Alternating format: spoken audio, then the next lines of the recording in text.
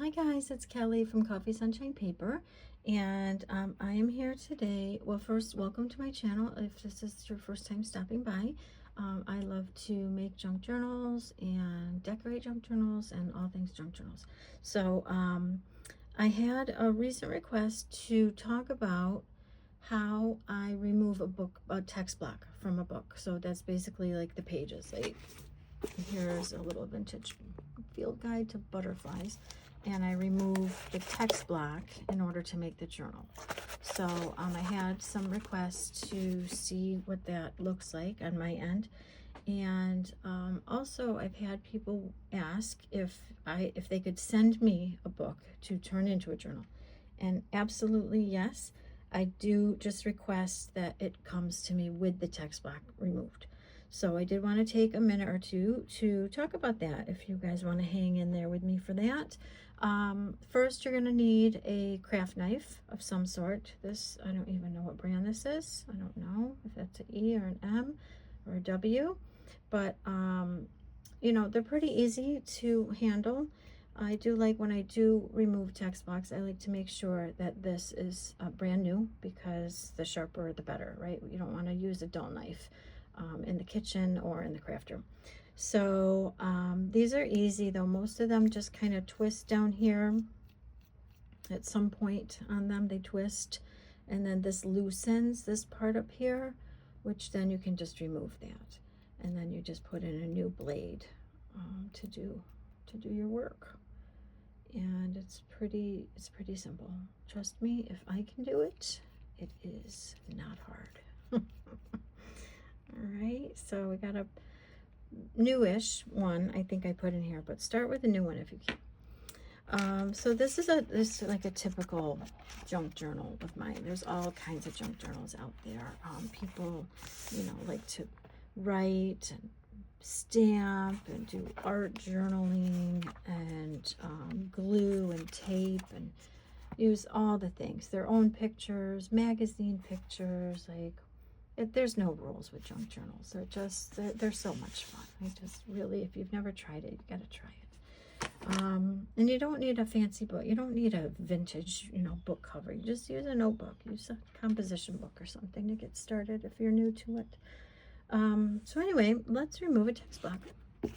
I have my Bookhouse book here, and these are lovely old books. They have such pretty pictures in them, and this subject isn't the prettiest of pictures, but some of them are super cute, super cute. But this, I would not even bring home a book to gut. I say gut, the insensitive version of remove text block, unless I could do this at the store. And I can see that there's going to be separation between the text block and the actual spine.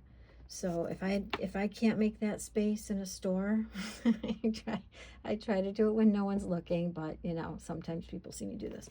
But if I can't do that, I usually just don't bring it home, because I need that done. And then I just kind of go through, and even with my hands, I just push and try to separate, because it's just glue. It's really old glue. So I push and I separate, and then I stand it up like this, and I try to create that space carefully with the knife. I try to stay closer to the text block than the book cover, right? So I'm between them.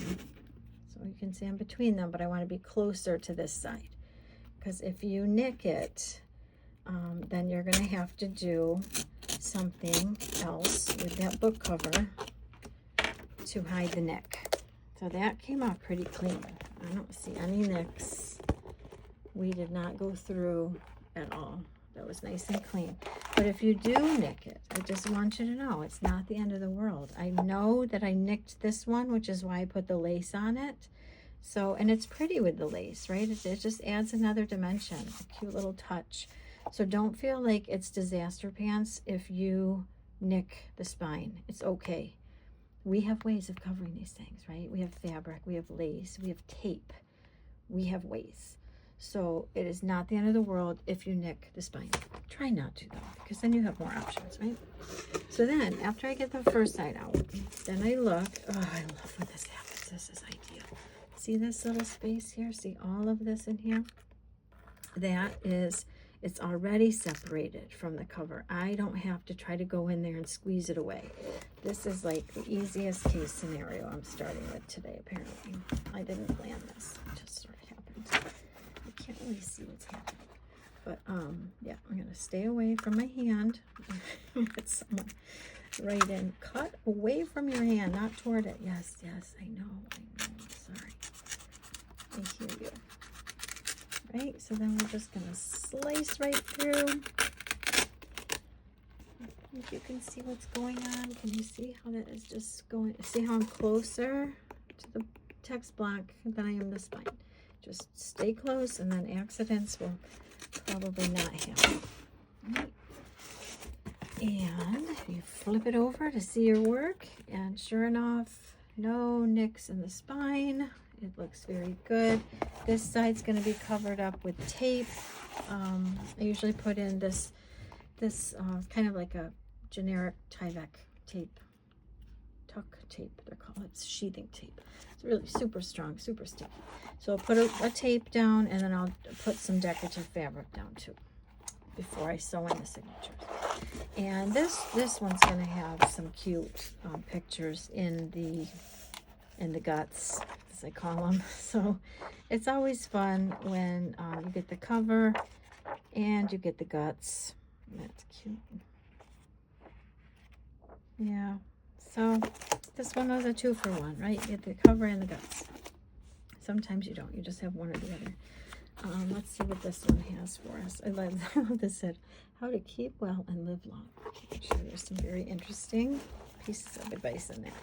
Again, I don't bring it home unless I see this. And this is going to be, I can tell, pretty easy also. Again, I'm just kind of, with my hands, separating it. I love to hear the crunch because that means that glue is coming undone. And again, just cutting down, staying closer to the block. Closer to the block than the spine. It's not exact. Oh, look at that cool inside. I'm not sure what that's all about, but that's kind of cool when it happens. Interesting. Looks like they've lined it with a book page itself. Right, but then again, you got your one side off. You go to the other side, and this one is a little bit more stuck. You can see it's kind of glued. I'm sorry, this is not. There we go. You can see it's kind of glued together. So here's where I'm just going to sort of pull it apart more with my hands before I get in there with a knife, because that's what I want to see. I want to see it not connected. This little piece right here is making me nervous already that I'm going to cut into the spine accidentally. So I'm just going to take a minute on that and see if we can separate it before we go at it with the knife. And I think we did.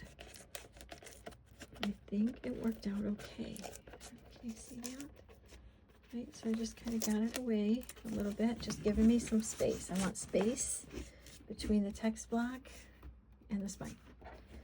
And just pulling it away like that helped. So now, again, staying closer. It's hard to see because I'm vertical. Staying closer to the block than the spine when you're cutting.